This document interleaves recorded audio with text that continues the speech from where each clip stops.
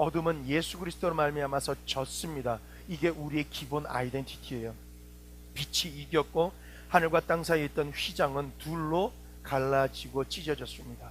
그 어느 것도 다시 이전과 같이 될 수가 없다라는 것입니다. 이때부터 하나님은 사람들을 낙원으로 데려가실 수가 있었어요. 예수님이 돌아가시기 전에는 사람들이 죽으면 음부에 내려갈 수밖에 없었어요. 그러나 예수님께서 음부에 내려가셔서 사망 권세를 취하시고 음부에 있던 모든 사람들을 다 부활시켜서 먼저 죽은 이들은 하나님께서 예비하신 낙원으로 데려가시고 많은 사람이 무덤 문을 열고 살아나는 그런 부활의 첫 열매를 맛보게 된 것입니다. 그 시작은 회개한 강도로부터 낙원에 들어가는 시작이 된 것이에요. 누가복음 23장 43절에 언급되어 있는 말씀이에요. 그래서 생명나무를 지키는 천사들도 이제는 회개하고 믿는 자들을 낙원으로 다 들어오게 할 수가 있게 됐습니다. 예수님이 십자가에 못 박히시기 전에는 화영검을 들고 있는 천사들이 생명나무 열매가 맺히는 그 나무에 들어오지 못하도록, 그 동산에 들어오지 못하도록 막았지만 이제는 영원한 생명을 누릴 수 있는 생명나무 열매를 먹을 수 있는 자격을 예수 그리스도로 구원받은 모든 사람들이 대할 수 있도록 낙원의 문이 열려버린 거예요. 제3일에 예수님이 자신의 영을 다시 주장하셔서 무덤에서 일어나셨을 때 주님은 타락한 세상을 다시 얻기 위해 새로운 단계의 캠페인을 벌이기 시작하신 거예요. 부활하신 후에 제자들에게 나타나 주님은 이렇게 말씀하십니다. 마태복음 28장 18절에서 20절 말씀, 예수께서 나와 말씀하여 이르시되 하늘과 땅의 모든 권세를 내게 주셨으니 그러므로 너희는 가서 모든 족속을 제자로 삼아 아버지와 아들과 성령의 이름으로 세례를 베풀고 내가 너에게 분부한 모든 것을 가르쳐 지키게 하라. 볼지어다 내가 세상 끝날까지 너희와 항상 함께 있으리라 하시니라. 예수님이 부활 승천하시는 순간부터 이제 더 이상 이 전 세계 열방은 사탄의 것이 아닙니다. 많은 사람들이 이 열방이 아직도 사탄의 것이라고 알고 있는데 천만의 말씀입니다. 아담이 죄를 지음으로 인해서 빼앗겼던 그것을 예수님이 다시 찾으셨습니다. 아멘. 예수님은 이 세상 임금에게서 지구 전체를 되찾으신 거예요. 주님은 아버지 하나님의 우편에 앉아 계시고 주님의 제자들은 그분의 대사가 되어서 이 땅에 남아 주님의 주되심을 선포하는 일을 감당하게 된 것입니다. 50일 후 오순절에 주님은 그분의 성령을 그들에게 부어주셨고 그 다음에 교회가 탄생한 거예요. 자, 이제 사도행전에 나타난 귀신들에 대한 그 저항을 한번 살펴볼까 합니다. 새롭게 탄생한 교회는 극복해야 될 일들이 참 많았어요. 먼저 수많은 회심자들이 생기면서 은혜와 능력의 물결이 예루살렘에서부터 흘러나가기 시작합니다. 그래서 사도행전의 4장은 천년 왕국과 같은 모습을 묘사하는 것처럼 나타나 있어요. 조화와 치유, 은사와 공동체로 인해서 수많은 사람들이 뿌리를 내리고 신속하게 성령 하나님으로 말미암는 열매들을 맺는 그러한 모습들이 첫 4장에 기록이 되어 있어요. 그런 다음에 처음으로 충격적인 사탄의 반격, 반발이 시작됩니다. 그것은 결혼한 어느 부부의 이야기인데요. 그들은 믿음의 공동체에 기부할 돈의 금액을 성령님께 거짓말하기로 입을 맞췄어요. 참 이게 아닌 거예요. 먼저 내가 하나님께 드린다라고 했다라면 아예 내 믿음을 좀 봐야 돼요. 부부가 같이 좀 기도도 해봐야 되는 거예요. 그런데 일단 이 부부는 먼저 선포하고 난 다음에 그 다음에 선포한 거를 수습하기 시작합니다. 그래서 사도행전 5장 1절에서 11절에 나오는 주인공인 아나니아와 삽비라는 사도들 사이에 존경받는 성도들이었던 것처럼 보입니다. 그렇기 때문에 많은 것을 이렇게 드리게 된 거예요. 자신들의 땅을 판값의 일부를 자기들을 위해 보존하는 것은 문제가 없었어요. 그냥 가만히 자기들이 키핑했으면 전혀 문제가 없습니다. 그러나 그들이 이에 대해서 정직하게 말하지 않았고 사도들에게 거짓말하기로 결정했어요. 왜 이 마음이 들어왔을까요? 이 마음이 순전한 마음이 아니에요. 처음에는 본 마음이었을지도 몰라요. 그런데 순간적으로 그 마음을 되돌이키게 한 것이 바로 사도들에게 거짓말하기로 결정했을 때 이것은 단지 선의의 거짓말 정도로 받아들이면서 그냥 단순히 저희의 모든 것을 드립니다 라고 말하면서 헌금액을 과장하게 된 거예요. 그들이 왜 그런 행동을 했을까요? 그들은 자신의 상태에 대해서 불안함을 느꼈을까요? 아니면 권세 있는 자리를 차지하려고 경쟁을 했었던 것일까요? 우리는 알 수 없습니다.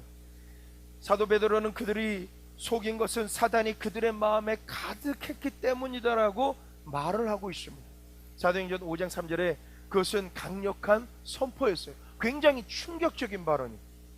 아니 헌금한다라고 했다가 그것을 스스로 마음에 타협한 것이 사단이 그들 속에 가득한 거라고 표현한다는, 우리가 일반적으로 들을 때는 굉장히 충격적인 발언을 사도 베드로가 하는 거예요.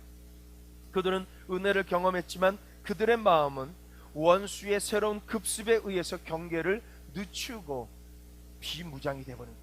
사탄은 새로운 진을 찾기 위해서 우는 사자처럼 하나님 앞에서 신앙 생활하는, 교회에서 공동체 안에서 신앙 생활하는 많은 사람들이 있지만 그 신앙 생활하는 사람들 가운데서 틈을 노리는 거예요. 언제 비집고 들어갈까 틈을 노리는 거예요. 그들이 들어갈 출입구를 찾는 거예요. 계속 녹화합니다. 마치 구멍을 뚫을 벽을 막 녹화하듯이, 녹화하다가 약해진 그런 벽이 있으면 그걸 꽝 뚫으려고 하는 것처럼 계속 우리가 잘 넘어지는 부분을 녹화하는 것이 우는 사자처럼 다니는 사단의 술책인 거예요. 그들의 마음이 생각으로 끝나는 게 아니라 마음 자체를 가득 채워서 그들의 양심을 죽이고 그들의 의도를 왜곡시켰어. 이거 중요합니다. 그들의 의도를 왜곡시키는 건 사단이 하는 거예요. 사단의 이름 중에 한 가지 레비아탄이에요. 레비아탄은 큰 뱀이라고도 하는데 그것은 잘 나가다 끝에서 꼬부라지는, 아주 잘 나가다 끝에서 꼬부라지는 끝부분만. 여러분, 그들이 말하기 전까지는 그들은 순수했고 전혀 문제가 없었습니다. 교회 안에 위험한 전례를 남기지 않기 위해서 주님은 이 두 사람을 심하게 시범 케이스로 심판하셨습니다. 주님은 두 사람을 죽음으로 쳐버리십니다. 사도행전 5장 5절에서 10절 이 이야기를 들으면은 참 두려워요. 정말 두려워요. 이것이 주는 메시지는 너무나도 분명합니다. 누가는 다음과 같은 말로 이 이야기를 맞춥니다. 사도행전 5장 11절에 온 교회와 이 일을 듣는 사람이 다 크게 두려워하여. 그러나 주님께서 이들을 직접 처리하시자 사단과 그 귀신들은 일단 후퇴합니다. 사람이요, 겉모양만 사람이지 우리는 보이지 않는 영역에 의해서 좌지우지된다라는 사실을 알아야 돼요. 성령이 충만하면 생명의 법이, 어둠의 역시 영이 잠깐 역사하면 생명의 역사를 일으켰던 부분에서 잠깐 삐딱하면 발이 삐어버려요. 처음에는 사람들의 마음을 흔들어 놓고 하나님께 복을 받지 못할 그러한 사람으로 흔들어 놨다가 하나님이 단호하게 끊어버리시자 이제는 본격적으로 하나님을 대적하는 그 대적자들을 통해서 하나님의 복음을 전하는 사람들을 매를 대고 그 감옥에다 투옥시키기 시작한 거예요. 이것이 사도행전 5장 이후에 일어나는 핍박입니다. 이 핍박을 통해서 스데반과 빌립이 등장합니다. 이 스데반과 빌립은 탁월한 집사였던 스데반이 종교 시스템의 위선을 드러내고 이로 인해서 순교한 이후에 더 큰 핍박이 일어납니다. 순교가 일어난 다음에 잦아들면 괜찮은데 더 큰 핍박이 일어나요. 이게 사도행전 7장에 드러나는 내용인 것입니다. 교회는 도시에서 추방되기 시작합니다. 그래서 남은 성도들은 사람들을 뒤로하고 떠나야만 했던 것이에요. 그러나 신자들이 흩어지면 예수님에 대한 기쁜 소식을 들으려고 마치 마른 들불에 불이 붙은 것처럼 뜨겁게 널리 퍼져나가요. 참 특이합니다. 하나님의 복음을 전하고 하나님께 순종하려고 하는데 그것이 외적인 핍박으로 들어와서 흩어지게 되고 핍박으로 인해서 상처를 받고 매를 맞게 되면 복음을 들으려고 하는 사람이 끊어지는 게 아니라 더 크게 일어나요. 이제 계속 이 내용들을 여러분이 알게 된다는 거예요. 사마리아에서 빌립이 한 것처럼 단지 십자가에 죽으신 그리스도를 선포하는 것, 그거 하나 때문에 그러자 더러운 귀신들이 사람들에게서 떠나가는 것이 보입니다. 사단이 왜 외적으로 하나님의 복음을 전하는 사람들을 때리고 투옥시킬까요? 그것은요, 그들이 복음을 전하면 전할수록 사람을 몸짓, 자기들의 집으로 삼고 들어와서 자기들이 먹으려고 하는 분노와 미움과 시기와 질투와 원망과 죽음과 살인과 이 모든 것을 자신들이, 사람이 그러한 마음과 죄를 지음으로 해서 그걸 밥으로 여기고 그 사람 안에서 살려고 했던 그 귀신들이 예수 그리스도의 복음을 전하고 그 복음을 듣는 순간 그들은 더 이상 그 사람에게서 살 수 없어서 더 떠나야 되니까, 자기의 영역이 빼앗기니까 그들이 더 이상 복음을 전하지 못하도록 사람들을 통해서 그들을 핍박하기 시작합니다. 사도행전 8장 4절에서 8절까지 말씀. 그 흩어진 사람들이 두루다니며 복음의 말씀을 전할세 빌립이 사마리아 성에 내려가 그리스도를 백성에게 전파하니 무리가 빌립의 말도 듣고 행하는 표적도 보고 한 마음으로 그가 하는 말을 따르더라. 많은 사람들에게 붙었던 더러운 귀신들이 크게 소리를 지르며 나가고 또 많은 중풍병자와 못 걷는 사람이 나으니 그 성에 큰 기쁨이 있더라. 사람들 속에 숨어있는 귀신들을 쫓아내려면 단순히 예수 그리스도를 선포하기만 하면 됩니다. 아멘. 다른 거 없어요. 귀신을 쫓아내는데 막 요상한 어떤 쇼, 어떤 막 액션, 하나님 그걸로 귀신을 내몬다라고 말씀하십니다.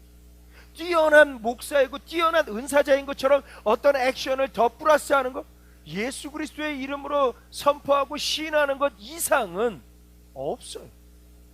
어떤 액션을 취하지만 결국은 그 액션이 쫓아내는 게 아니라 그 사람이 한마디 딱 던지는 예수 그리스도의 이름으로 선포하는 그것 때문에 나가는 것이지, 그 사람의 어떤 경륜과 액션, 어떤 이벤트, 그게 아니라 예수 이름을 선포하기만 하면 회복과 치유가 뒤따라오게 된다는.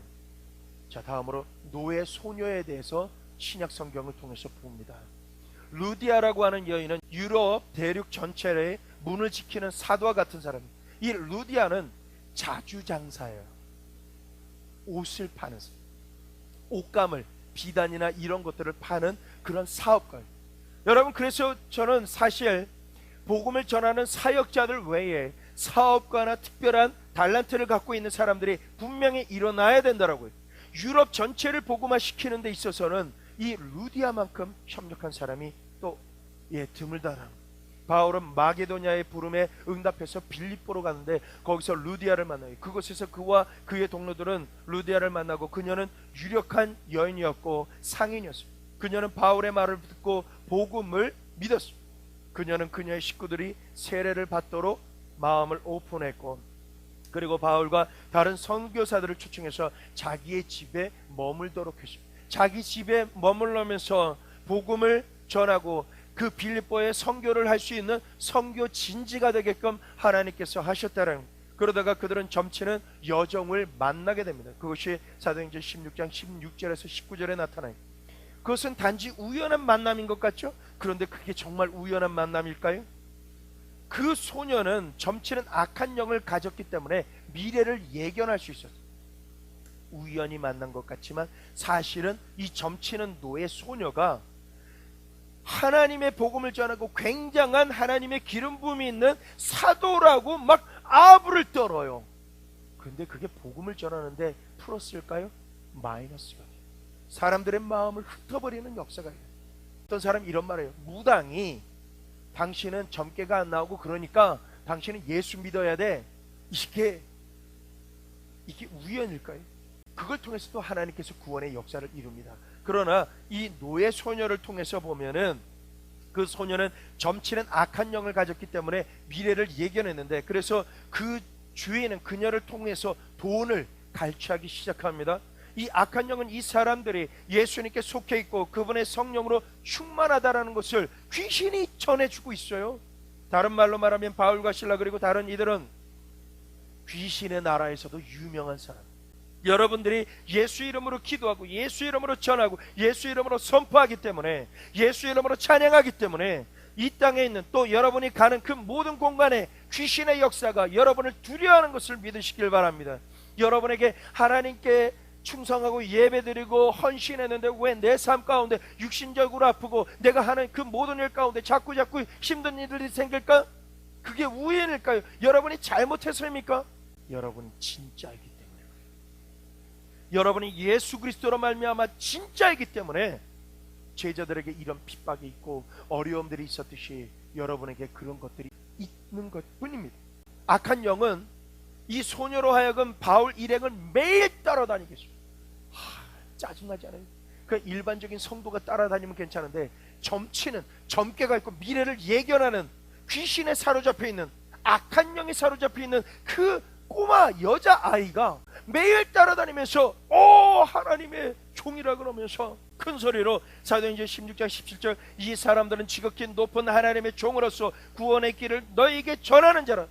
아니, 온전한 사람이 전하면 좋을 텐데 이런 행동을 하고 집에 가서는, 자기 일터에 가서는 귀신을 통해서 점을 쳐가지고 돈을 버는 그런 일을 한다는 말이에요. 이런 마치 귀신이 지식의 말씀을 받은 것처럼 흉내내는 이미테이션.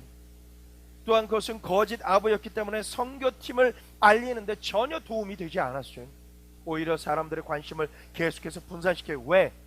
하나님의 말씀이 맞는 것 같기도 하고, 얘는 귀신에 들려가지고 점을 치니까 이 점을 치는 것도 맞는 것 같고, 하나님 말씀의 예언도 맞는 것 같고, 점 치는 애 얘도 신령하니까 얘도 맞는 것 같으니까 이 베드로가 전하면은 여기도 아멘 했다가 또 궁금하면은 얘한테 가서 점도 쳐봐야 되겠다.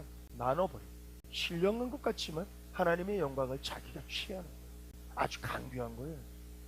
이 영은 성가시게 굴었고 그들이 가는 곳마다 따라다니면서 괴롭혔어요. 그 영이 말을 하는 것이 그럴듯하게 들립니다. 이들은 지극히 높으신 하나님의 종들이었고 구원의 도를 전한다. 그러나 점이라고 하는 단어에 사용된 그 헬라어는 비단뱀이라고 하는 뜻이에요. 바시에요. 그 의미는 혼, 악마, 악마나 귀신 들린 사람이라는 뜻이에요. 뱀처럼 이 악한 영은 진리에서 생명을 짜내는 거예요. 하나님의 사람들, 하나님의 복음을 전하는데 자기가 슬쩍 붙어가지고 자기도 그렇게 거룩한 사람들을 아는 신령한 영인 것처럼 해서 사람들의 마음을 분산시켜서 자기들의 돈 버는 데다 써먹는 거예요. 많은 그 예언자들이 교회 안에 있는데 거짓 예언자를 분별해야 되는 이유가 거기 있어요. 하나님의 신령한 것으로 자기의 유익을 취하는 거예요. 하나님의 영광을 돌리는 게 아니라, 하나님의 구속의 역사를 일으키는 게 아니라, 그걸 뭐라고 얘기하냐면 크리스찬 무당이라, 거짓 선지자, 거짓 예언자. 사람들도 그들이 전파하는 메시지를 듣는 것이 굉장히 힘들어지기 시작해요. 그렇게 되면 바울이 어떻게 했습니까? 마음이 굉장히 괴로웠던 거예요. 바울이 행동을 취하기 전에 며칠 동안 인내심을 가진, 계속 졸졸 따라다니는 이 소녀 노예 아이를 참고 참아요. 그는 영분별하고 적당한 때를 기다렸던 것 같아요. 자연적인 충동이나 짜증 때문에 축사하는 행동을 취하지는 않았어요.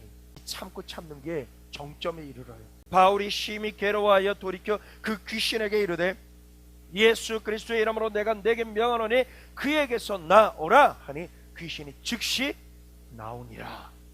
바울은 이 악한 영의 희생자인 그 소녀를 다룬 것이 아니라 점하는 영을 다룬 거예요. 그 노예 소녀는 마침내 자유로워졌어요. 돈벌이가 안 됐지만은, 돈벌이보다도 기업보다도 이 소녀 한 아이의 생명과 영혼을 더 소중하게 여기신 하나님을 여기서 발견하게 돼요. 그러나 도시의 나머지 사람들은 자유하지 못했어요. 실제로 어둠의 영들이 그 문화와 그 지역의 상업을 장악하고 있는 것처럼 보였기 때문에 이게 돈벌이가 되고 부자가 될 정도로 그 도시에는 점치는 게 유행했다라는 거예요. 예를 들어서 우리나라의 미아리 같은 곳이에요.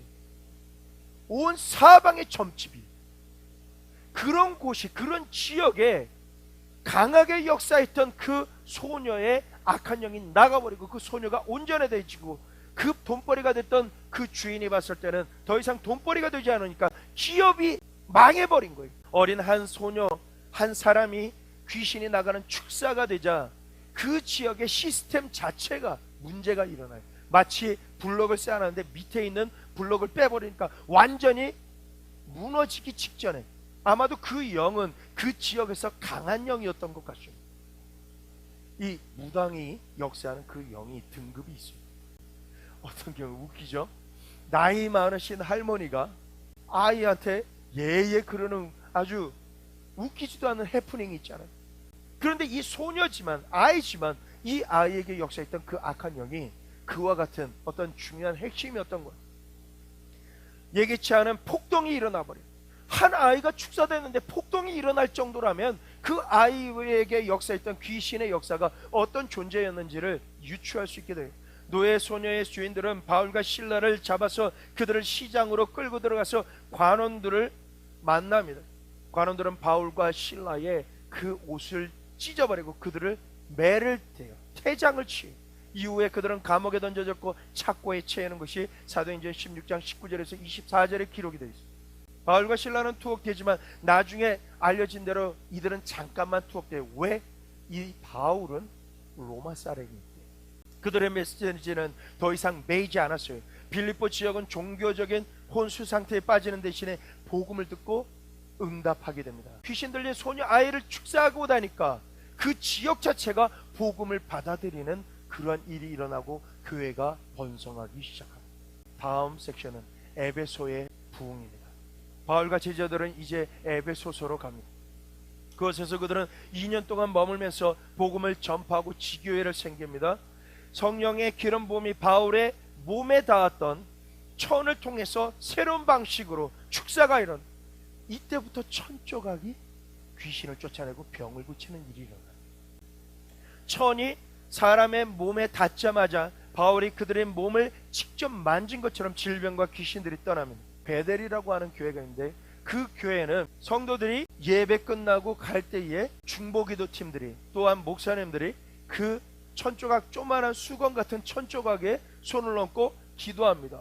축사가 일어나고 신유가 일어나도 그 기도를 했는데 천조각을 가지고 그냥 믿음으로 성경 그대로를 믿은 거예요. 다른 의미 없어요. 이 천조각을 식물인간이 된 사람, 그냥 이러고 있는 사람 어떻게 해줄 수가 없잖아요. 들을 수도 없고 말할 수도 없고 볼 수도 없는 사람에게 그 천조각을 이 주먹 속에다가 끼워 넣어줬어요. 얼마 있다가 아침이 됐는데 이 사람이 하품을 하면서 일어나고.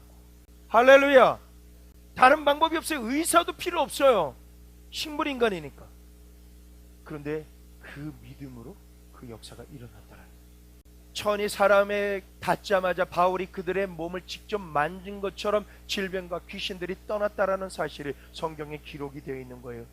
이것은 귀신들이 접촉점을 통해서 어떻게 쫓겨나갈 수밖에 없는지를 보여주는 것이에요. 접촉점을 통해서. 이 경우에 그 접촉점은 기름 부음을 받은 천조각이었어요. 보다 더 일반적인 접촉점은 안수를 통해서 누가복음 4장 40절에서 41절, 이것은 성경에 나오는 첫 번째 예인데 접촉점인 이 안수를 통해서 병이 낫는, 귀신이 나가는 역사가 일어나요. 마가복음 6장 13절에 혹은 병자에게 기름을 바르는 행위를 통해서 병이 났어요.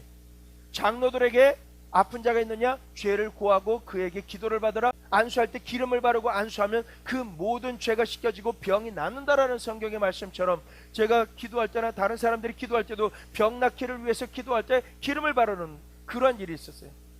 특별히 어떤 기름이라고 써있지 않기 때문에 어떤 기름이에요? 하면 사람이 물어보는데 어떤 사람이 이래요. 식용유도 됩니까? 예, 그때 믿음이 일어나면 식용유 찍어서 발라요. 어쨌든 어떤 기름이라고 나오지는 않았어요. 기름이라고만 되어 있어요.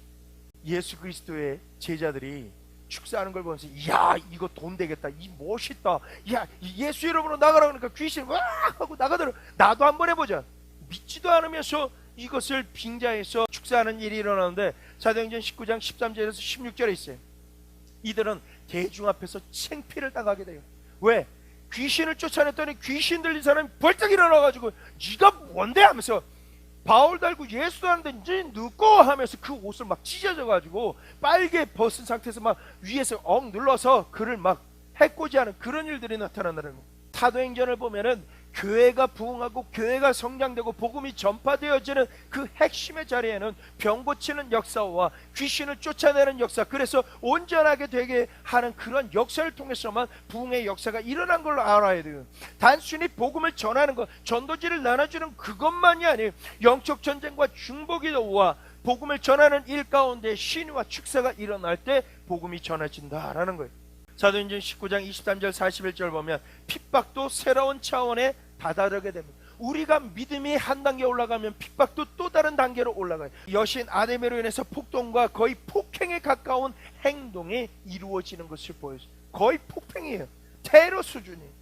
제자들은 그들이 전진하며 복음을 전하고 원수의 일을 멸하면 멸할수록 성공적인 사역과 함께 계속해서 핍박이 있게 될 것을 알게 됩니다. 그 다음엔 능력의 행위들이 나타납니다. 사도행전 전체에 걸쳐서 예수 그리스도의 주되심이 선포될 때마다 이게 중요해요. 로드십, 주님, 주되신 것, 주인이시다라는 것. 주인은 말씀하시면 모든 것이 이루어진다라는 것을 하인들이 알고 다 알듯이 예수 그리스도의 주되심이 선포될 때마다 귀신들은 완전히 완파돼, 완전히 박살나버리는 일이 일어나요. 그때 당시에 예수 그리스도의 이름과 지금의 예수 그리스도의 이름은 동일합니다. 그 하나님과 지금 하나님은 동일합니다. 여러분, 그때 역사에 일어났던 그 예수 그리스도의 선포의 축사의 역사가 여러분이 예수 그리스도의 이름의 축사의 선포를 할 때 동일하게 일어난다는 거예요. 할렐루야. 베드로, 빌립, 바울 그리고 무명의 사람들은 예수님이 승천하신 후에 성령이 교회 위에 부어주셨기 때문에 귀신들은 항복해야만 한다는 사실을 성경을 통해서 입증해 주고 계셔요. 그들이 제자들을 만날 때마다 그리고 만나는 곳마다 귀신들은 도망갔어요. 마치 플러스급과 플러스급과 같아요. 예수 그리스도의 복음을 믿고 주되심을 인정하는 사람이 가면은 플러스급은 언제나 밀려나가는 거죠. 할렐루야. 오늘날에도 마찬가지로 동일한 역사가 일어납니다. 예수 그리스도의 통치에 순종하는 제자들이 귀신을 만날 때마다 그들이 하는 명령과 선포와 기도와 성령에 순종하는 삶 앞에 귀신은 도망가야만 합니다. 아멘. 이런 일들이 일어나는 것은 오직 그분의 이름, 예수, Jesus, 그 이름 때문입니다. 로마 관원이 시저의 이름으로 무엇이든지 행합니다. 왜냐? 그 시저의 이름 뒤에는 모든 제국의 군대가 있었던 것처럼 예수 그리스도의 제자 한 사람 뒤에도 성부, 성자, 성령 하나님 외에 수많은 하늘의 천군과 천사들이 한 사람의 제자 뒤에 있다라는 거예요. 아멘? 아멘. 여러분 뒤에는 성부, 성자, 성령 하나님이 계시고 한 영이, 레기온이라고 하는 한 영이 6,000명이었던 것처럼 6,000명 이상이 되는 그 군대에 12영이나 더 되는 군대라고 하는 것은 6,000 곱하기 12가 되는, 여러분 한 사람 뒤에 그러한 역사가 버티고 있다는, 도단성에 갇혀있던 엘리사의 그 종이 보았던 것이 뭐예요? 적군의 군사 숫자보다 나와 함께한 자가 더 많다는, 하늘의 불말과 불병거가 예수의 이름으로 살아가는 여러분 뒤에 있다라는 사실을 믿으시기를 축원합니다. 이것은 완전히 새로운 능력의 공식이 되어진 거예요. 오늘 사는 여러분과 저도 그 공식 안에 참여하고 걸어가고 있다라는 사실. 오히려 천사들이 여러분을 보고 의아해합니다. 왜요? 여러분이 왜 두려워하는지를 몰라요. 왜 절망하는지를 몰라요. 예수 이름을 부여잡고 있는, 소유하고 있는 여러분이 왜 전진하지 못하는지 천사들이 의아해해요. 왜요?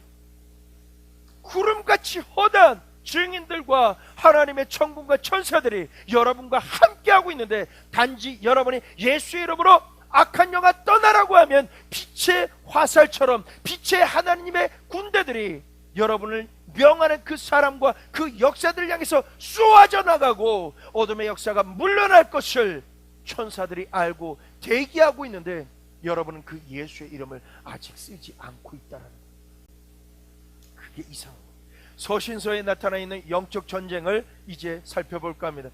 언제 축사가 일어났냐면은 초대교회에서는 예수 그리스도를 구주로 영접하고 회심해서 세례를 받기 직전까지 모든 교회가 축사를 했어요.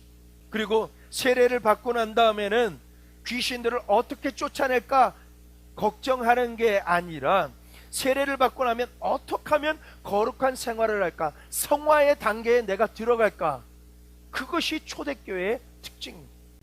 정리합니다.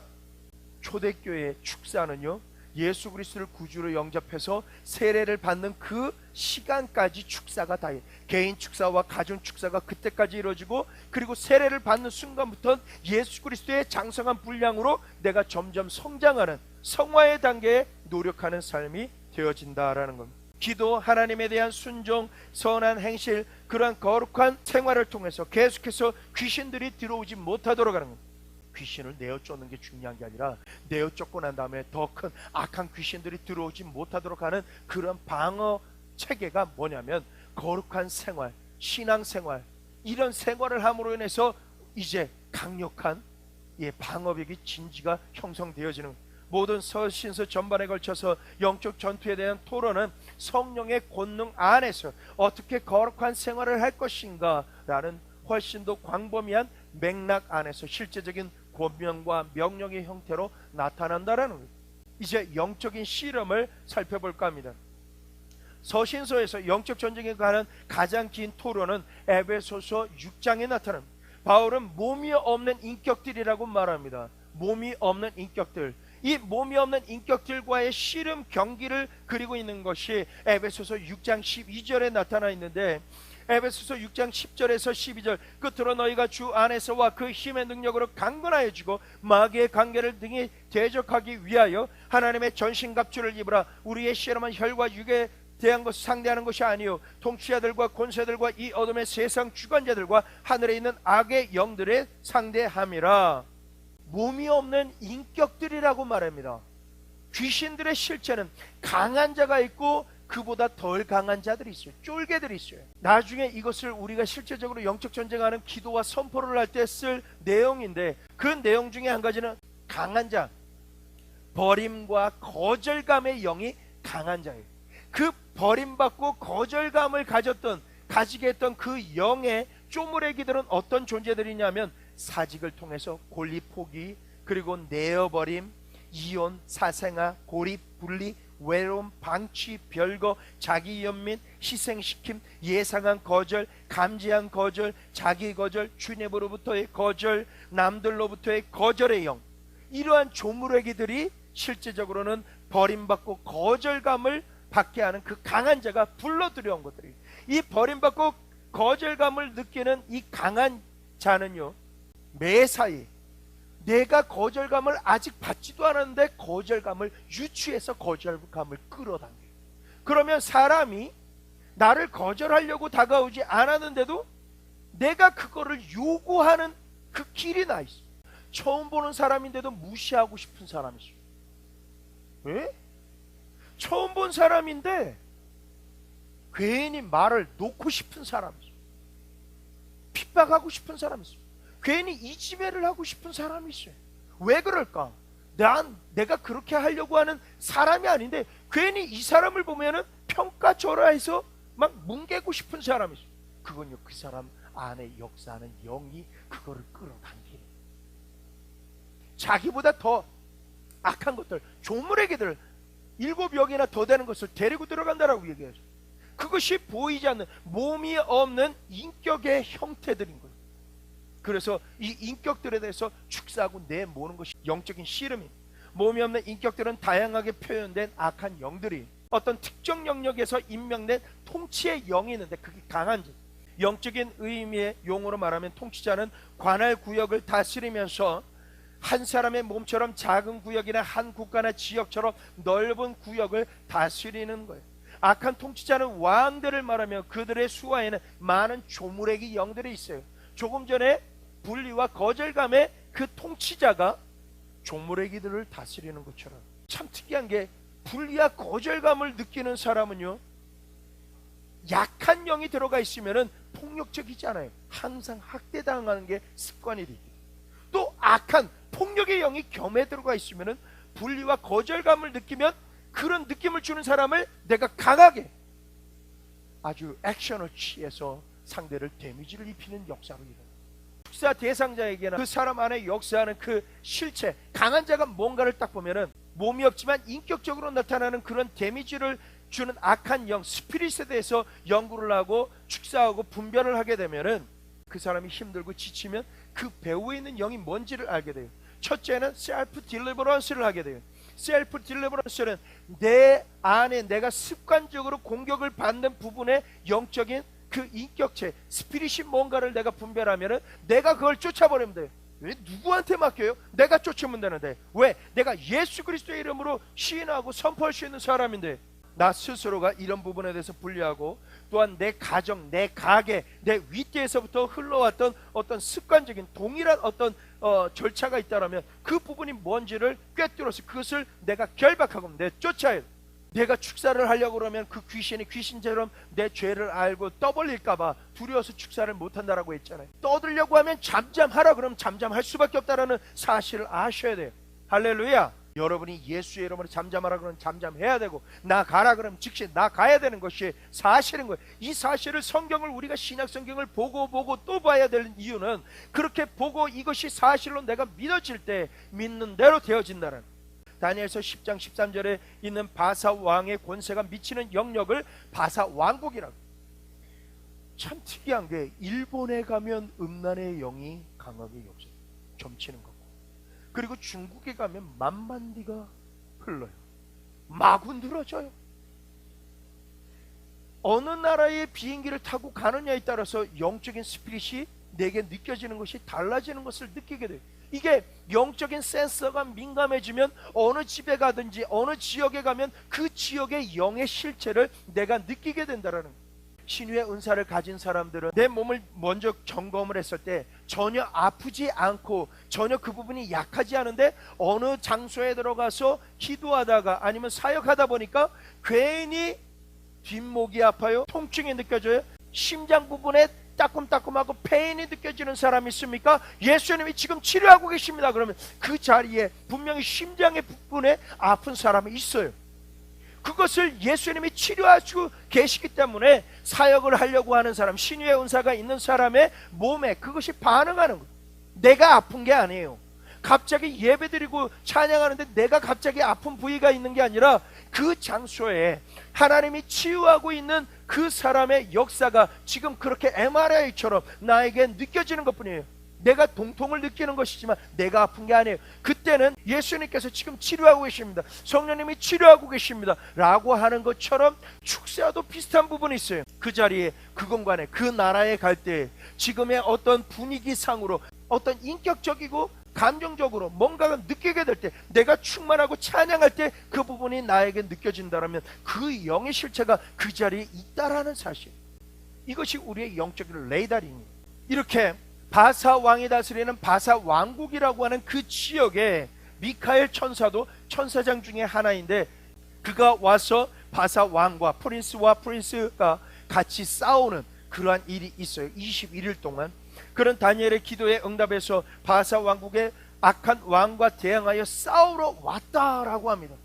그가 미카엘이 온 상황에서 가브리엘이 21일 만에 그 왕국을 돌파해서 다니엘에게 다가오는 것입니다. 여러분이 기도할 때 막막할 때가 있습니까? 여러분 기도하는데 아주 열심히 방언하고 기도하는데 마음이 답답하고 기도가 전혀 안 되고 아무런 생각이 안 나고 뭔가 지리한 느낌이 듭니까? 전에는 내가 생각한 것만 기도했는데 어느 날은 방언으로 기도했는데 굉장히 답답하고 눌리고 정말 콱 막힌 문 닫아놓은 지하실에 있는 것 같은 그런 갑갑한 마음이 있어서 그냥 나가고 싶을 때가 있죠. 나가지 마세요. 이게 뻥 하고 뚫릴 정도로 더 기도를 해야지만, 왜냐하면 지금 여러분의 그 상태는 레이더가 가동이 되어 있는 상태예요. 여러분이 기도하고 있는 사람이나 대상에 대해서, 어떤 일에 대해서 하나님께서 지금 레이더를 보여주고 계신데 이 부분을 뚫고 나갈 그 대상자를 보여준 거예요. 할렐루야. 이것에 도움이 될 수 있는 것은, 가장 큰 도움은요, 찬양이에요. 굉장히 강력합니다. 어둠의 세상 주관자들은 우리 원수 마귀의 극악무도한 신복들을 가리킵니다. 이 영들은 세상 시스템을 강제로 지배하면서 모든 시대의 배후에 역사하는 거예요. 어두운 SS 친위대, 영적인 게슈타포, 한번 생각해 보세요. 이 영적인 게슈타포는요, 공포를 조성하고 고문을 주고 잔혹한 무력으로 다른 귀신들과 천사들을 통제하는 거예요. 하늘에 있는 악한 영들이 또 나옵니다. 이들은 사탄과 그의 타락한 천사들과 세상 통치자들의 통제를 받는 수많은 영적인 보병들인데, 이 보병 귀신들은 등급이 낮아요. 아주 등급이 낮은 존재들인데, 이 낮은 등급의 보병 귀신은 개인과 가정, 이웃과 도시들 가운데 진을 치고 있는 거예요. 고린도후서 10장 3절에서 6절 말씀이 그와 같아요. 모든 악의 세력들은 자신들의 영역에서 권세를 발휘할 수 있는 법적인 권리를 가지고 있어요. 왜? 그 지역에서 들어올 수 있는 문을 열어놨기 때문에 그래요. 호주에서 있을 때에 그때 호주 시드니 그 다운타운 그 광장에서 묻지마 살인처럼 그냥 의미 없이 그냥 총으로 난사해서 사람들이 무수히 많이 죽었던 일이 있어요. 그래서 그 일이 왜 일어났는지, 왜 그 장소에만 했는지 영적 도회, 스피리추얼 매핑을 하는 사람들이 그것을 도회를 하기 시작했어요. 도회를 하다 보니까 호주라는 것이 사실은 호주, 뉴질랜드가 유배지예요. 감옥이에요. 영국에서의 죄인들을 그곳에다 가두는데 주일날은 목사인데 평일날은 판관이 되고 또한 간수들이 사형수가 돼버려요. 그래서 그 광장에 모아놓고 사형을 집행했던 곳인데 그 지역에 딱 가는 순간에 갑자기 그곳에 머물고 있던 그 영이 죽이고 싶은 생각이 일어나게 만든 그러한 역사가 영적 전쟁에 있어서 일어나는 일들인 것이에요. 그 지역, 그 장소, 그 광장에 살인을 조장하고 살인하게끔 만드는 법적인 권리가 그 영적인 장소에 있었던 거예요. 그래서 중보기도 하는 사람들이 그곳에 있는 살인하고 사형을 했던 그 모든 영들을 결박하고 그곳에서 떠날 것을 선포하자 그곳이 깨끗해지는 거예요. 동성연애자가 있는 그러한 곳에서 우리가 어떻게 영적인 실체를 결박하고 그것을 내쫓는지 그것에 대해서 우리가 먼저 그 전점을 잡게 되면 그것은 깨끗해질 것이에요. 악한 세력들을 경계하고 이들과 전쟁할 때 가장 훌륭한 방어는 거룩한 삶을 사는 거예요. 예, 축사하는 게 다가 아니라 축사하고 난 다음에 거룩한 삶을 살려고 노력하는 것이 방어용이기도 하지만 공격용이기도 하다라는 것입니다. 원수가 악용할 수 있는 우리의 전신갑주에 구멍이 뚫린 것을 우리가 막을 수 있는, 내가 하나님께 반역하고 있다라면 반역하는 사탄이 내가 순종할 것 같습니까? 하나님께 순종하지 않는 나의 말, 예수 이름으로 나가라고 하는 그 말을 사탄이 들을 것 같아요? 안 들어요. 왜? 내게 반역의 영이 있기 때문에. 그리스도인들은 더 높은 계급의 영적 권위자를 비방해서는 안 됩니다. 교회 안에서도 마찬가지고 집 안에서도 부모에 대한 그 어떤 질서에 대해서 우리가 복종해야 우리가 축사할 때에 그 귀신이 예수의 이름으로 축사하는 우리의 말에 복종할 수 있다라는 것입니다. 우리가 땅의 권세자들에게 순종하고 복종할 때 악한 영들은 그들을 동력해 해서 우리를 대적하고 우리로 하여금 고난을 겪게 만듭니다. 이런 일이 일어날 때 우리는 예수님의 발자취를 따라야 돼. 우리의 롤 모델은 오직 예수 그리스도밖에 없는 거예요. 어떤 다른 인간이 아니라 예수님처럼 예수님의 말씀을 예수님의 행한 바대로 내가 순종하면서 그대로 행하는 것이 예수 그리스도의 능력을 힘입고 이 땅에서 승리자의 삶을 살 수 있다라는 것입니다. 베드로전서 2장 21절에서 23절의 내용에 악한 영들이 가하는 구타나 학대로 인해서 그들은 스스로 자신의 나라가 파괴된다라는 것을 몰라요. 이게 복음의 비밀이에요. 하나님께 순종하는 자가 핍박을 받을 때 원수는 하나님의 사람을 핍박했다라고 즐거워할지 모르지만 그게 빌매가 돼서 그들의 권세는 빼앗기고 그들의 세력은 파괴됩니다. 다시 정리합니다. 그들의 고난과 핍박이 성도들에게 임하면 그들은 스스로 파괴된다. 고난의 때에 영광의 영, 하나님의 영이 우리 위에 머문다라는 것을 베드로전서 4장 14절에 말씀하고 계십니다. 부모님이나 가족이 형제가 안 믿을 때, 안 믿는 나를 모르는 사람에게 복음 전할 때는 오히려 핍박 안 받아요. 내 친형제, 혈육, 부모에게 복음을 전할 때는요, 때로는 망치로 맞기도 하고 머리를 잘림을 당하기도 하고 옷이 찢기고 갖고 있던 성경책을 찢어서 막 불태우는 것을 내 눈으로 봐야 되고 막 집어 던지고 밤에 잘 때 집 밟힘을 당하고 멍투성이 되고 머리가 찢기고 머리가 잘리고 그런 상태에서 그런 핍박 가운데서도 성경을 붙잡고 펑펑 울면서 이래도 좋습니다. 내 부모님 구원해 주세요. 이래도 좋습니다. 내 형제 구원해 주세요 하면서 펑펑 우는 그 핍박의 눈물을 통해서 그 부모와 그 형제가 믿어지게 되고 구원받게 된다는 사실. 원수는 하나님 믿고 교회 다니는 그 집안에서 한 사람 교회 다니는 그것을 막 짓밟았다라고 신나할지 모르지만 실은 그 핍박으로 인해서 그 가족이 다 구원받게 된다는 사실. 아멘. 순종으로 인한 고난은 원수의 진영에서 땅을 빼앗는 강력한 무기가 돼. 하나님이 그 사람들을 그 영역을 다시 끌어오고 그 사람에게 축복을 줄 수 있는 그 영적인 빌미와 문을 열어준다라는 사실.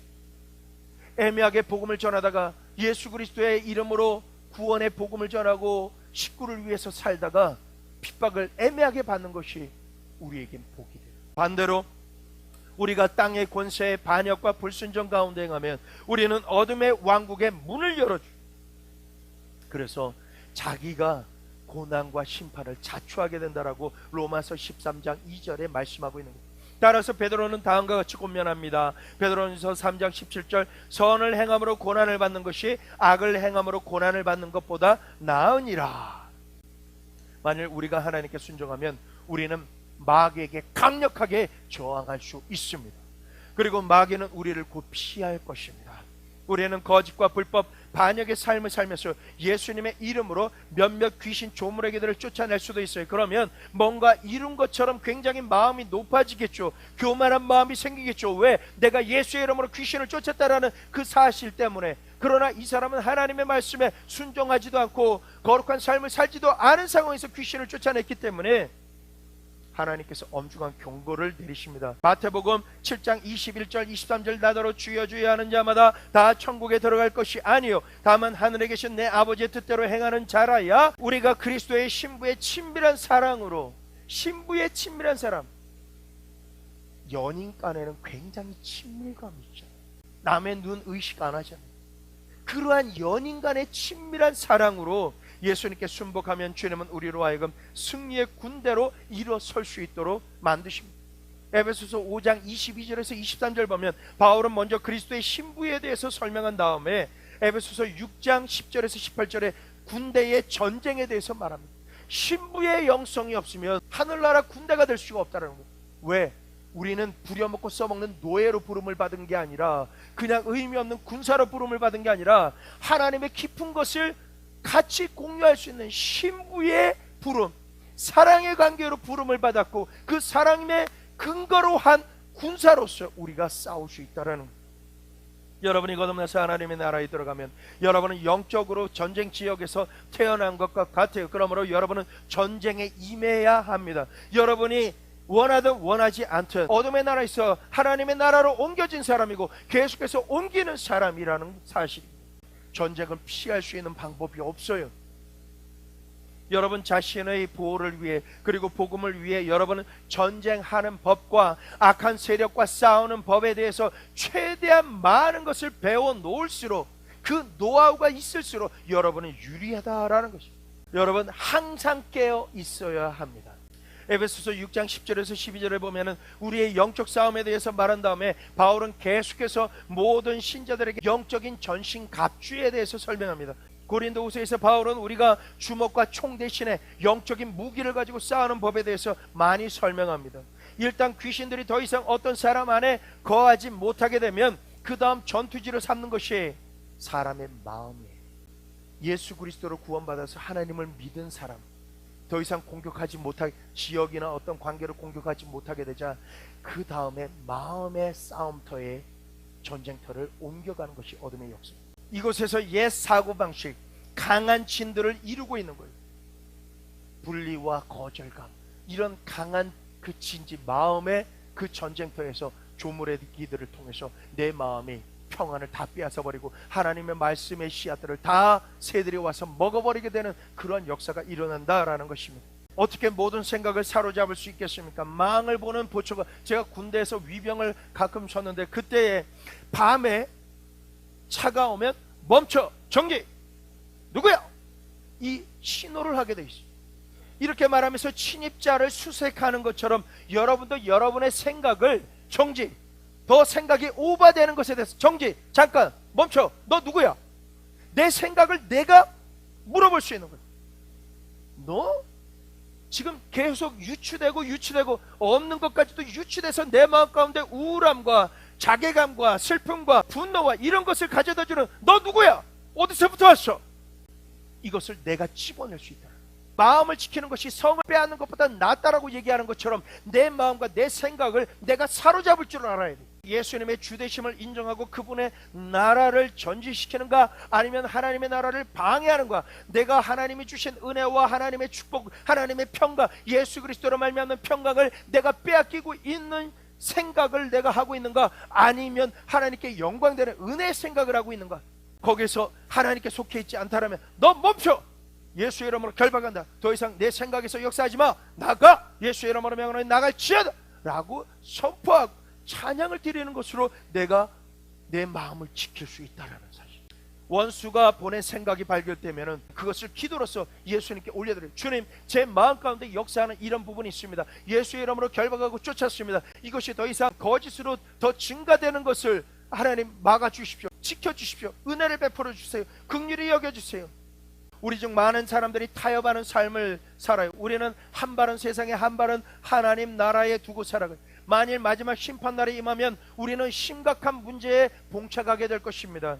바울은 예수님의 이름을 부르는 모든 자들이 타협하지 않는 삶을 살기를 간절히 기도하고 있는데, 로마서 13장 11절에서 14절 말씀을 우리 같이 읽어보기를 원합니다. 또한 너희가 이 시기를 알거니와 자다가 깰 때가 벌써 되었으니 이는 이제 우리의 구원이 처음 믿을 때보다 가까웠음이라. 밤이 깊고 낮이 가까웠으니 그러므로 우리가 어둠의 일을 벗고 빛의 갑옷을 입자. 낮에와 같이 단정히 행하고 방탕하거나 술 취하지 말며 음란하거나 호색하지 말며 다투거나 시기하지 말고 오직 주 예수 그리스도로 옷 입고 정욕을 위하여 육신의 일을 도모하지 말라. 언제나 자유로운 상태로 머물기 위해 깨어 있어야 된다는 사실. 원수는 계속해서 우는 사자처럼 삼킬 자를 찾는다라고 베드로전서 5장 8절에 기록이 되어 있는데, 그러나 그가 여러분을 삼키게 할 필요는 없어요. 왜? 내가 쳐내면 되는 거예요. 이전에 이 사실을 모를 때는 내 생각, 내 근심으로 계속 줄을 타고 들어오고, 줄을 타고 계속 의심과 불안과 절망과 분노가 일어나는 것을 계속 내가 묵상하고 그것을 받아들였지만, 이제 더 이상 그렇게 할 필요가 없다는, 끊어버릴 수 있다는, 끊을 수 있는 권세가 여러분에게 있고, 내 힘으로 안 되는 그 부분, 하나님 나라가 이곳에 임하도록 내가 찬양하면 되고 주님을 신뢰하면 되는 거예요. 영적 전쟁에서 경건은 최고의 무기 중에 하나인 거예요. 경건의 생활. 하나님은 우리가 초자연적인 능력뿐만 아니라 초자연적인 성품을 갖기를 원하신다라는 사실. 성령께서 우리의 성품과 습관을 형성하시도록 내가 허락해 드리기만 하면 우리는 하나님 나라에 조율되기 때문에 영적인 승리가 우리에게 주어져요. 내가 어떤 분노가 있고 근심이 있고 어떤 자괴감이 생기고 우울증이 생기는 것, 이 성품이 하나님의 성품, 온유하고 오래 참고 사랑하는 성품으로 바뀌어버리면 이 이전의 성품은 나에게서 더 이상 힘을 쓸 수 없어요. 내가 어떤 것으로 가득 채우나가 내 주인이 되어줘요. 내 마음에 사단의 마음, 귀신의 마음이 가득 차 있느냐, 성령의 9열매에 대한 성품이 내게 가득 채워져 있느냐, 내가 어떤 쪽으로 믿기로 작정하느냐, 내가 하나님이 원하는 성품과 그 생각과 그 행동을 함으로 인해서 사실은 나를 실제적으로 속이고 나를 해코지 하려고 했던 그 사람으로 해서 내가 손실을 입더라도 하나님의 성령의 성품을 내가 따르기로 작정하면 그 대가지불로 인해서 나는 더 깊은 영적 세계로 들어간다는, 의인은 공격 무기임과 동시에 방어 무기이다라는 거예요. 바울은 로마서 끝부분에 다음과 같이 말하는데, 로마서 16장 19절에서 20절 말씀, 너희의 순종함이 모든 사람들에게 들린지라. 그러므로 내가 너희로 말미암아 기뻐하노니 너희가 선한데 지혜롭고 악한데 미련하기를 원하노라. 평강의 하나님께서 속히 사단을 너희 발 아래 상하게 하시리라. 우리 주 예수 그리스도의 은혜가 너희에게 있을지어다. 사단의 함정에서 자유로운 상태로 머물려면 우리는 다음과 같은 사항을 지켜야만 합니다. 첫째로 정기적으로 용서하는 실천을 해야 돼요. 둘째로 다른 사람들과 하나님을 섬기는 겸손한 종이 되어야 합니다. 셋째로 선을 행함으로 악을 이겨야 돼요. 넷째로 우리의 생각을 경건하고 고무적인 것에 초점을 맞춰야 돼요. 다섯째로 순종하는 삶을 살아야만 우리가 경건한 삶을 살아갈 수 있다라는 성경 구절도 같이 있습니다. 초자연적인 도움 없이는 어느 누구도 의로운 삶을 살 수 없어요. 내 마음으로 의로운 삶을 살 수 있다라고요? 천만의 말씀입니다. 우리 마음은 악합니다. 죄된 마음이 우리의 근본이에요. 거기에 성령님을 초청해야 돼요. 우리는 나무예요. 나무 스스로는 열매를 맺을 수 없어요. 나무가 단지 성령의 샘에 뿌리를 대고만 있으면, 예배자로만 있으면, 찬양 드리는 삶을 살면, 기도하는 삶을 살기만 하면, 그것을 끊어지지만 않으면 성령의 열매는 나무가 그 뿌리에 수액을 빨아들인 것으로 인해서 열매는 때가 되면 저절로 맺혀요. 내가 계속 하나님의 말씀 가운데 나아가고 기도하고 찬양하고 예배하고, 예배라고 하는 예배마다 내가 자꾸 예배 가운데 들어가려고 하면, 노력만 하면 물을 먹게 돼 있어요. 우리의 삶의 영적인 수위는요, 콩나물 시루 같아요. 금방은 안 자라는 것 같지만, 콩알 같지만, 여러분이 계속 찬양 가운데 들어가 보세요. 기도 가운데, 예배 가운데 습관적으로 노출시켜 보세요. 여러분의 눈과 귀를, 여러분의 몸을 그러한 하나님의 임재 가운데 노출시키면 어느샌가 여러분은 자라있다라는 거예요. 어느샌가 여러분의 성품은 이전의 성품과 다른 열매가 또 생겨 있다라는 것을 여러분 발견하게 된다라는 사실인 것이에요. 지속적인 찬양 속에 거하고 기도하고 기뻐하고 감사하는 삶을 살 때, 정말 힘들고 찌든 삶을 사는 사람에게 한 목사님이 가르쳐줬어요. 그냥 힘들더라도 그냥 하나님 감사합니다, 이거를 입에다 달고 살아라. 그랬더니 진짜 감사할 일이구나. 어떤 목사님, 부산의 큰 교회 목사님은요, 성도들에게 축복 기도를 하려고 불시에 신방합니다. 사업장에 가가지고 요새 장사 잘 돼? 아 죽겠어요. 그러면 목사님 그냥 확 지나가 버립니다. 기도도 안 해주고. 정말 장사 하나 안 되고 팔이 달리는데 목사님이 가셔가지고 요새 장사 잘 돼? 할렐루야, 아유 감사하죠. 뭐 주님이 아주 저에게 행복한 마음 주십니다. 아주 풍성해요. 잘 되고 있습니다. 감사합니다. 한 달 동안 한 마리도 생선을 못 팔았어요. 그런데 감사합니다. 그런데 2달 반이 지나고 난 다음부터 손님들이 그 시장에서 생선 살려면 그 집만 간다는, 하나님이 몰아주시는 거예요. 할렐루야. 여러분, 우리의 삶 가운데 믿음의 방패 외에 하나님의 전신갑주의 나머지 부분들, 즉 진리의 허리띠, 의의 흉배, 구원의 투구, 평안의 복음의 신발, 이것은 여러분 뒷면이 아니라 앞면에 해당되는 역사들이 보호해줘요. 전방만 보호해줘요. 그래서 우리는 언제나 공격, 전진, keep going, go 계속 전진만 해야지 뒤로 돌아설 수는 없어요. 우리는 결코 원수로부터 더 이상 뒤로 후퇴할 수 없는 그런 체계를 갖고 있어요. 하나님의 말씀과 기도는 전 세계의 공격적인 전략일 뿐만 아니라 백병전에 유용하다라는 거예요. 요한 웨슬레는요, 기도로만 되어 있는 무기다라는 말을 합니다. 이 무기를 통해서 우리는 우리의 인도자이신 성령 하나님의 인도하심을 따라 전 세계 어느 곳이든 공격할 수 있어요. 멕시코를 위해서, 남아공을 위해서 우리가 여기서 기도해서 영적인 미사일, 크루즈 미사일을 날릴 수 있어요.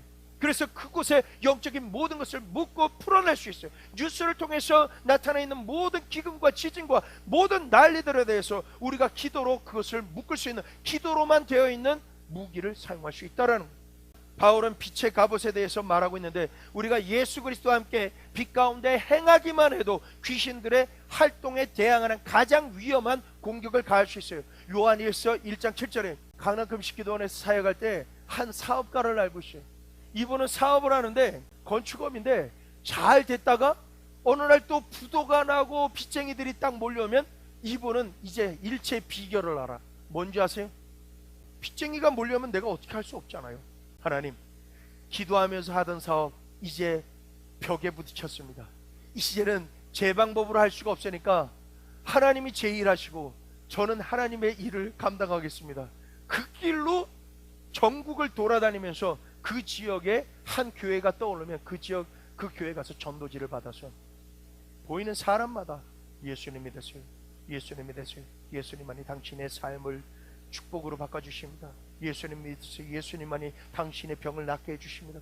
그냥 이거 전도만 하는 거예요. 그 다음에 며칠 안 돼서 여보 돈 갚았어, 빨리 돌아와. 그럼 그분 다시 돌아오는 거예요. 이게 습관화가 되어 있어요. 내가 할 수 있는 부분과 할 수 없는 부분에 대해서 하나님께 맡길 줄 알고, 가장 강력한 방어, 원수가 물러나게 할 수 있는 방어는 내가 경건의 삶, 하나님이 기뻐하시는 그러한 빛 가운데 행하기만 해도 그러한 일이 일어난다는 거예요. 그리고 계속 깨어있으라고 하는 그런 경고를 우리가 받고 있습니다. 예수님은 더러운 영이 자기의 옛날 집으로 돌아올 때 정리되어 있고 비어있는 것을 발견하면 자기보다 더 악랄한 다른 7 귀신을 데려올 것이라고 경고를 하고 있는데, 주님은 경고의 나팔을 부십니다. 즉 귀신이 쫓겨나가면 그곳에 성령과 하나님의 말씀 그리고 의의 덕목들로 대처해야만 한다는, 예수를 믿었다고 예배 한번 들었다고 영적인 그러한 공격이 없다라는 착각을 버리세요. 하나님은 이 말씀에 대해서 경고의 나팔을 부르시는 거예요. 오늘 승리하느냐, 내일 승리하기 위해서는 너희가 성령 충만하고 하나님의 말씀을 계속 읽고 말씀을 상고하고 예배드리고 성령 안에서 의를 행하는 그러한 덕을 베푸는 그러한 빛의 삶을, 빛의 행동을 해라. 그러지 않으면 너희는 언제라도 쓰러질 수 있다. 그것을 빛에 채우고 예배와 믿음이 넘쳐나게 해라. 하나님 그렇게 말씀하십니다. 바울은 여러분의 집, 종교적이고 율법적인 영들은 겉으로 볼 때는 거룩해 보이고 다정해 보이고 평안하다. 아이고 예배 드렸으니까 아이고 하나님이 승리를 주실 거예요. 성경도 안 보는데, 예배도 안 드리는데, 기도 생활도 안 하는데, 찬양도 안 드리는데 어떻게 평안이 온단 말이에요. 귀신이 나갔어도 내가 그것에 하나님으로 계속 충만하게 채우지 않으면 원수가 공격에 들어올 수 있다라고 하나님이 경고의 나팔을 부셨는데도 불구하고 이 말씀은 던져버리고 평안하다 평안하다 그러면 어느 때에 그 원수가 대적해서 들어올지 모른다라고 성경에 기록되어 있는데, 이것은 듣기 싫고 나는 준비하기 싫고 예배드리기 싫고 성경 보기 싫고 하나님의 뜻 가운데 하나님의 성령에 의해서 내가 순종하기 싫은 그러한 삶, 내가 그냥 편안하니까 누워 자고 편안하고 잘 먹고 잘 살고 이것에만 만족하다라고 하면은 그게 영적인 생활에 다 풍성한 복을 받았다라고 생각한다면 구원받았느냐? 그것을 유지하는 것에 더 집중하라. 차를 사는 게 중요한 게 아니라 차를 유지해서 계속 끌고 다니는 게 중요한 거예요. 유지비가 드는 거예요. 여러분의 신앙생활이 그냥 어린아이의 수준에 머물지 말고 예수 그리스도의 장성한 분량에 이르게 하는 것까지가 영적인 삶이다라는 것입니다. 옛날처럼 다시 노예로 살게 되는 방법은 뭐냐면 그냥 구원받기만 하고 내 마음 내 뜻대로 사는 것, 하나님이 원하시는 거룩한 성도로서의 삶을 살지 않고 내 방법, 내 뜻, 내 계획, 내 지식, 하나님보다 높아져 있는 그 어떤 것으로 살 때에는 하나님께서 무방비지대가 된다라는 뜻입니다. 빛으로 채우고 예배로 채우는 그러한 삶이 필요합니다. 바울은 귀신의 가르침을 가지고 기만하여 유혹하는 영들에 대해서도 경고하는 말씀을 하세요. 그것은 신자들을 고소하고 그들을 유혹해서 믿음에서 떠나게 만드는, 정말 교회 안에서도 분별해야 되는 게 뭐냐면 신앙생활, 거룩한 생활, 정말 내가 앞으로 전진하는 그런 믿음의 생활보다는 다른 방법으로 어떻게 교제하고 생활하고 종교적인 교회 생활을 하게 하지, 성경이 말하는 믿음의 그 길을, 진보를 이루는 그것이 아닌 나의 종교적인 습관을 하자라고 하는 것에서 깨어야 한다. 이걸 뭐라고 얘기했냐면 귀신의 가르침이에요. 신자들을 고소하게 이르고 유혹하고 믿음에서 떠나게 만들고, 야고보도 심한 질투를 품고 자기 속에 자기의 유익을 구하는 신자들에 대해서 말하고 있어요. 그는 이런 지혜의 근원이 마귀적이다라고 규정하고 있는데 야고보서 3장 14절에서 15절에 말씀하고 있는 거예요. 요한은 적그리스도의 영에 대해서 말하고 있습니다. 여러분, 적그리스도의 영이라는 건 교회 밖에 있는 영이 아니에요. 교회 안에서 빛의 갑옷을 입고 양의 털옷을 입고 들어와서 하나님이 말씀하고 있는 것을 이루지 못하고 하나님이 지키라고 한 것을 지키지 못하게 하는 그 비스무리한 그것을 적그리스도의 영이라고 말하는 거예요. 요한일서 2장 18절에서 24절, 4장 1절에서 3절, 적그리스도는 사람들을 그리스도에게서 떨어져 나가도록 활동하는 거예요. 다시 말하면 하나님이 원하시는 것은 원수가, 귀신이 나간 것이 아니라 그것에 하나님의 말씀과 예배와 찬양과 기도와 수시로 하나님 모이기를 힘쓰는 그것을 떠나게 만드는 것이 바로 그것이다.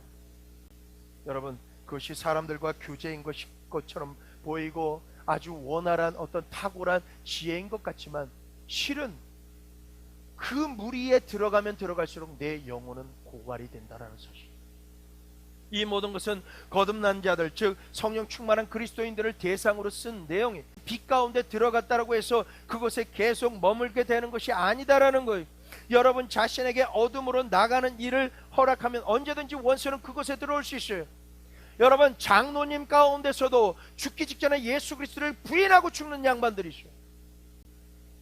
목사들 중에서도 하나님 안 계시다라고 얘기하는 어이없는 인간들이 있습니다. 그럼 아예 믿지를 말든지 목사 계급장 뛰어버리든지 정말 잘. 그런데 이런 일이요, 내가 섰다 하나 한순간 어둠에 내가 나의 운전대를 넘겨줘 버리고 날마다 더욱더 기도하기에 힘쓰고 모이기에 힘쓰고 예배드리기에 힘쓰는, 기도하기에 힘쓰는 나의 신앙생활을 아차 놓쳐버리는 순간에 그런 역사가 일어난다는 사실입니다. 나를 너무 자신하지 마세요. 오늘 내가 쉬었다라고 자신하지 마세요. 오늘의 빵꾸가 나면 그게 빌미가 될 수 있다라는 거예요. 누가 책임져요? 저도 책임 못 져요. 교회가 책임 못 져요. 여러분의 영혼은 여러분이 책임지셔야 되는 거예요. 귀신들은 어둠의 영역에서 작동할 합법적인 권리를 가지고 있어요. 내가 어둠의 영역에 노출되면 그걸 통해서 들어와서 역사할 수 있는 권리를 주장하는 거예요. 갈라디아서 5장 1절, 그리스도께서 우리로 자유케 하려고 주신 자유 안에서 굳세게 서서 다시는 종의 먹이를 매지 않는 것이다라고 말하고 있습니다. 우리가 자유로운 상태에서 머무를 수 있는 방법은 하나님의 말씀에서 벗어날 수 없어요. 예배 드리는 것에서 벗어날 수 없어요. 하나님께 영광 돌리는 데서 벗어날 수 없고 찬양 드리는 데서 벗어날 수 없어요. 창세기 말씀에서 보면은 하나님이 우리 인간을 창조하신 목적을 우리가 이뤄야 되는데 그 목적 두 가지는, 한 가지는 하나님께 영광을 돌리기 위해서이고 또 한 가지는 하나님께서 하나님의 찬양을 부르게 하기 위해서 우리를 창조하셨어요. 이 목적에서 벗어나면 우리는 대책 없는 거예요. 어떤 이가 어둠의 세력에서 해방되면 그는 하나님의 아들로서 삶을 살아감으로써 자유로운 상태에서 계속 머물러야 된다는 것을 거듭 말씀드립니다. 예수 그리스도를 통해서 사단에게서 빼앗은 땅을 점령하는 법과 하나님을 위해서 열매 맺는 법을 우리에게 아주 실제적으로 가르쳐주고 계신데, 우리 각 사람은 하나님의 군대에 속한 군인이 되어서 사랑의 전쟁을 통해 많은 사람들을 어둠의 권세에서 하나님의 사랑의 아들의 나라로 옮기는 일을 골로새서 1장 13절에 기록된 대로 우리가 행해야 된다는 거예요.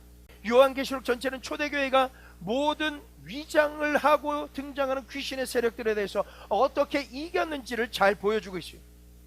첫째, 우상을 숭배할 때 귀신들이 숭배를 받는다는 거예요. 우상을 숭배할 때 귀신들이 숭배받는 거예요. 제사 드리는 것, 아니면 하나님보다 더 중요하게 우상시 여겨서 그거를 따르고 쫓아가는 그 우상 숭배가 귀신이 숭배를 받는 거예요. 둘째, 이방 종교들은 사탄의 나타남이에요. 셋째, 사탄은 거짓 가르침을 불어넣어요. 넷째, 마귀는 그리스도인을 핍박하고 그들을 죽이려 합니다. 다섯째, 사탄은 적그리스도가 나타나는 현장의 배후에서 역사하는 통치자예요. 여섯째, 귀신들은 사람들을 괴롭히기 위해서 풀어집니다. 일곱째, 귀신들은 전쟁을 일으키고 싸움을 조장하는 일을 행합니다. 귀신들은 바벨론이라고 불리는 정치, 종교 시스템을 세웠는데 이게 계시록 18장 2절에 나타나요. 바벨론은 사탄을 그 수반으로 하고 하나님과 상관없이 조직된 세상 시스템의 표상, 그림자예요. 자, 이제 무기를 말씀드리고 말씀을 맺겠습니다. 무기 중에 무기, 보혈입니다. 계시록에서 말씀하시는 보혈을 이제 살펴보려고 합니다. 하나님의 성도들로 하여금 사탄과 그 타락한 천사들을 이기게 해주시는 그 무기가 무엇입니까? 여러분이 승리할 수 있는 무기가 무엇입니까? 무엇보다도 그것은 하나님의 어린 양이신 예수 그리스도의 보혈인 것입니다. 그 다음에 자기들이 증언하는 말씀이며 죽기까지 자기의 생명을 아끼지 아니한 것이다 라고 계시록 12장 11절에 기록된 말씀입니다. 십자가에서 우리 죄를 위해 흘리신 예수님의 보혈은 아벨의 피보다 더 나은 것을 말하는 뿌린 피다라고 히브리서 12장 24절에 기록되어 있어요. 그 피는 우리를 위해 심판이 아닌 자비를 소리쳐 구한다라는 거예요. 예수님의 보혈로 우리는 사단에게서 구속함을 받았다라고 에베소서 1장 7절에 기록돼요. 우리는 예수님의 흘리신 보혈 때문에 용서받은 거예요. 그래서 우리가 기도하고 의롭게 될 수 있고, 내가 죄를 지고 지금 하나님의 은혜에서 거룩함에서 예배드리고 기도하고 이런 것에서 내가 떨어졌다라면, 내가 그것이 발견됐다라면 여러분 문제 삼지 마세요. 예수님의 보혈을 의지하세요. 주님, 제가 며칠 동안, 몇 달 동안 하나님 이렇게 거룩한 삶을 살지 못했습니다. 예수님의 그 피 묻은 보혈을 의지하고 주님 앞에 나와 싸우니 저의 모든 그러한 허술한 것들, 틈난 것들을 맑게 시켜주시고 회복시켜 주시옵소서.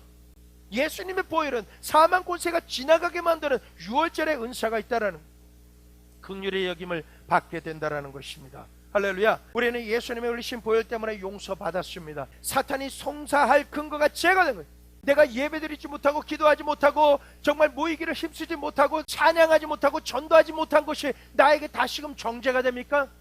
지나간 것은 잊어버리세요. 어떻게 잊어버리는 줄 아세요? 지금부터 잘하면 돼요. 그런데 원수가 지금부터 내가 잘한다라고 해서 봐주는 게 아니에요. 무엇을 주장할 때 그 원수가 송사하는 것을 멈추는 게 아세요? 주님, 제가 지금 깨달았습니다. 이제 예수 그리스도의 보혈로 머리부터 발끝까지 덮습니다. 주님, 제가 하나님께 나가야 되는데 나가지 못한 것에 대해서 용서해 주십시오. 깨끗하게 해 주십시오. 라고 하면 그 순간부터, 예수의 이름으로 기도하는 순간부터 이전의 것이 깨끗하게 된다는, 원수가 나에게 너 몇 월 며칠 날 예배 안 들었지, 기도 안 했지, 너 이래 했지, 아무리 송사하려고 해도 송사가 안 돼요. 반사가 돼버려요. 왜? 예수 그리스도의 보혈이 덮여있기 때문에. 보혈을 의지하면서 나아가시길 바랍니다. 하나님이 주시는 것은 정죄함이 아니라 예수 그리스도로 말미암아 의롭다 칭함을 받는 칭의라는 것을 믿으셔야만 된다라는 것입니다. 예수님의 보혈로 우리는 의롭다 하심을 받았다라고 로마서 5장 9절에서 14절 말씀하고 있어요. 의롭다 하심을 받았다라는 것에 대해 이렇게 표현하는데, 따라해 보시겠습니까? 내가 전혀 죄를 짓지 않은 것처럼, 내가 전혀 죄를 짓지 않은 것처럼 만들어 버리세요. 언제? 내가 예수 그리스도의 이름으로 회개하고 예수 보혈을 의지해서 깨끗하게 되는 그 기도가 끝나는 순간에 나는 전혀 죄를 지은 적이 없어요. 왜? 하나님도 하나님 스스로를 위해서 너희 죄를 도말하는 하나님이라고 우리에게 말씀하셨어요. 하나님이 나를 아들로 딸로 삼고 싶으셔서, 하나님이 좋아서 내가 회개만 하면 전혀 기억지를 않으세요. 하나님이 기억지 않은 것을 내가 자꾸 기억하고 나 스스로를 정죄하는 것, 하나님이 기뻐 안 하세요. 그러니까 언제나 여러분은 의로운 사람이에요. 예수 이름으로 기도만 하면 여러분은 언제나 새 것이에요. 언제나 능력자인 거예요. 아멘. 이것이 우리의 sonship이에요. 주님의 보혈로 우리는 거룩하게 여김을 받았고 구별되었고, 그분의 보혈로 하나님 아버지의 보좌에 이르는 하늘문이 열려서 천국문이 열리는 그러한 주인공이 바로 여러분이시다라는. 그래서 우리는 와서 그분과 친밀한 교제를 나눌 수 있어요. 예수님의 보혈은 어둠의 일들 모든 면에서 확실하게 이기게 만든다라는 것입니다. 또 하나의 무기는 증언의 말씀입니다. 이 단어는 예수님의 십자가의 희생을 증거할 사람은 극한 상황에서 생명을 잃는다 할지라도 기꺼이 말한다라는 사실을 함축하고 있습니다.